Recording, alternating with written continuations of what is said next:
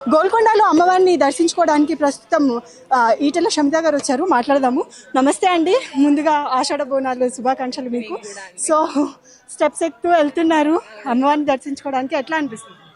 బానే ఉంది. ఇది నా మొదటిసారి గోల్కొండకి రావడము, గోల్కొండ అమ్మవారిని కానివ్వండి బోనాలకు రావడం కూడా మొదటిసారి. సో బానే ఉంది. ఇప్పటికైతే కాలు కాలుతున్నాయి, బట్ బానే ఉంది.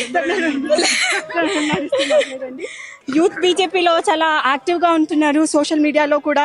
అంటే మామగారిని సపోర్ట్ చేస్తూ ఉన్నారు, బీజేపీని సపోర్ట్ చేస్తున్నారు.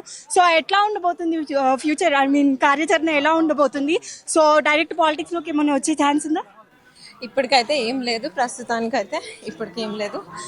ఫ్యూచర్లో చూద్దాం. ఇప్పుడు మాత్రం బిజినెస్ కానివ్వండి, గుడ్లు కానివ్వండి, ఏదైనా కానీ మనస్సుతోటే వెళ్తున్నాను. సో పాలిటిక్స్ ఫ్యూచర్లో చూసుకుంటాను. ఓకే. అండ్ చాలా డివోషనల్ గా, చాలా భక్తితో స్టెప్స్ ఎక్కుతూ ఉన్నారు. అంటే మనసులో ఏమైనా మొక్కుకున్నారా? ఎలాంటి ఇది ఉండబోతుందని అనుకుంటారు? అవును, యాక్చువల్లీ విన్నాను, ఇక్కడ ఈ అమ్మవారి దగ్గర ఏది కోరుకుంటే అది అవుతుంది అని చెప్పి విన్నాను. ఏం లేదు, అందరు బాగుండాలి, తెలంగాణ రాష్ట్ర ప్రజలందరూ బాగుండాలని కోరుకుంటున్నాను. ఓకే.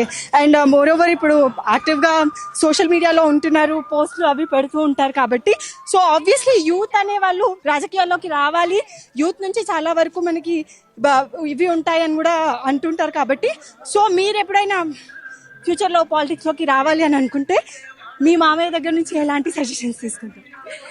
మామయ్య గారు తెలుసు, ఎప్పుడైనా కానీ చాలా డైనమిక్ లీడర్. మనము ఏదున్నా కానీ ప్రజల కోసం పోరాడాలి, ప్రజలే మనకి ముఖ్యం అని చెప్పి ఎప్పుడు అదే ధ్యాసలో ఉంటారు. సో నేను కూడా అలానే అదే ఆచరణలోనే అదే ఫాలో అవుదామని అనుకుంటున్నాను. Thank you.